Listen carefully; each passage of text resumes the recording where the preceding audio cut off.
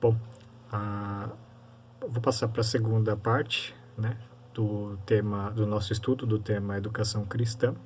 Então, eu gostaria que antes vocês pudessem ler os versículos 17 ao 32 do capítulo 4 da carta de Paulo aos Efésios. E tendo lido este trecho, né, a gente vai dar continuidade à segunda parte do tema, que é como viver uma nova vida com Cristo, né?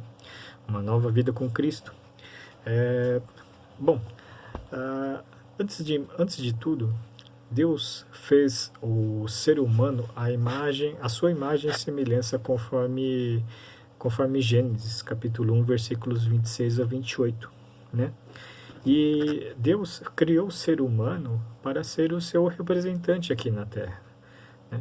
E porque nenhuma outra criatura foi feita tão semelhante quanto o homem e a mulher, né? Dada essas características que foram feitas o ser humano, Deus fez com que o homem e a mulher fossem encarregados de cuidar do seu jardim. Tudo que Deus criou, deveria o homem e a mulher se encarregarem de cuidar. Porém, com a entrada do pecado, tudo isso foi mudado, tudo isso foi transformado, né? A natureza do homem foi deturpada, ela foi transformada, né? E com isso houve de uma natureza que o ser humano tinha até então uma natureza de cuidado, agora passou a ter uma natureza de destruição. Daí a gente vê o planeta Terra, né, com os rios e os mares poluídos, com animais já extintos ou em vias de extinção, o lixo que se joga, né, nos oceanos, né, a atmosfera poluída, vemos uma série de tipos de poluição, a poluição visual, a poluição sonora, né? Então, tudo isso foi com a entrada do pecado. E com isso, houve uma desumanização do ser humano. Então, qual foi o que Deus teve que fazer? Ele teve que enviar o seu Filho unigênito, Jesus Cristo, ao mundo para nos salvar do pecado, né? Nós é que deveríamos estar mortos, nós que deveríamos pagar por todos os erros cometidos, mas Jesus Cristo veio ao mundo e pagou pelo pecado original da humanidade, né? Para que fôssemos restaurados à imagem e semelhança, para que tivéssemos uma natureza de cuidado com a natureza e tudo que Deus criou, né? Então, essa é uma das grandes uma das grandes características de viver uma nova vida, né? E como nos educamos para essa nova vida? Então, logicamente, a primeira coisa é aceitar Jesus Cristo como Senhor e Salvador, né, da sua vida, né? E também é necessário que a gente tire a roupa, que a gente se dispa, que a gente é necessário se despir do velho homem. Mas o que é se despir do velho homem, né? É abandonar os velhos hábitos, os antigos vícios que até então nós tínhamos, né? Como que, por exemplo, abandonar a mentira, a inveja, a preguiça, a desobediência, abandonar os excessos, né? Excesso de comer, excesso de dormir, excesso de trabalho, todo tipo de excesso é prejudicial para o ser humano, né? Abandonar os vícios e aceitar a Jesus é não mais querer levar vantagem em tudo, é não mais consumir exageradamente, consumir comida, consumir bebida, consumir roupas, né? Consumir jogos, uma série de coisas.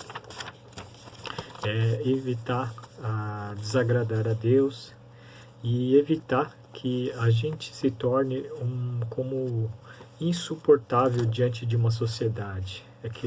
Se aquela pessoa chata, aquela pessoa, evitar de ser aquela pessoa insuportável, que quando está em grupo ninguém mais aguenta ela.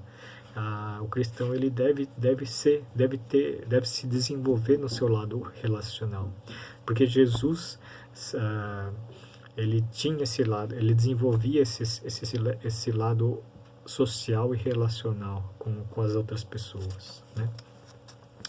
A segunda coisa seria, ou segundo passo, né, seria a prática da justiça e santidade. Mas o que seria a prática da justiça? Que tipo de justiça? Seria a justiça de Deus, né? E a santidade com base na palavra de Deus. Viver com base na justiça de Deus significa agir de tal forma que o seu próximo se torne mais humano, né? Mais amoroso e mais semelhante ao caráter de Cristo. Viver uma vida de santidade significa que você mesmo tenha que ser mais humano, ou seja, ser uma pessoa mais humana, mais amorosa, e ser cada vez mais parecido com o caráter de Cristo. Tá?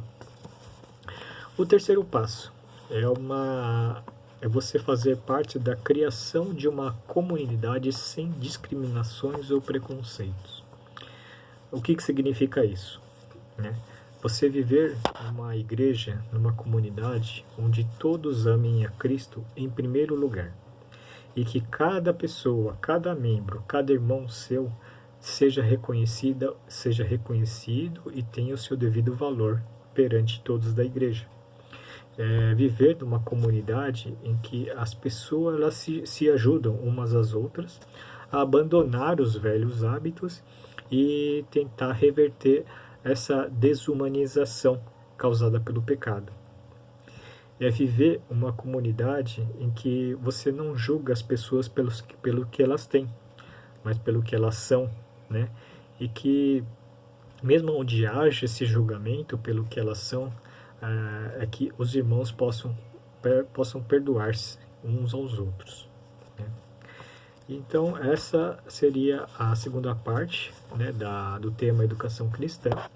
E eu gostaria de terminar com uma frase de Martinho Lutero, né, que foi muito importante para a reforma protestante, né, dos cristãos, que diz assim: as boas obras não tornam um homem bom, mas o homem bom pratica boas obras. As obras más não tornam o homem mau, mas o homem mau pratica as obras más, né? Então você sendo cristão, você sendo cristã, você tendo o caráter transformado, você pratica as boas obras. Você não pratica as boas obras e vira uma pessoa cristã. Não, você é uma pessoa cristã, convertida e submetida ao senhorio de Jesus Cristo. Consequentemente, você pratica boas obras. Não mais pratica as obras más do antigo homem, né? E aqui é a segunda parte, né, do tema Educação Cristã.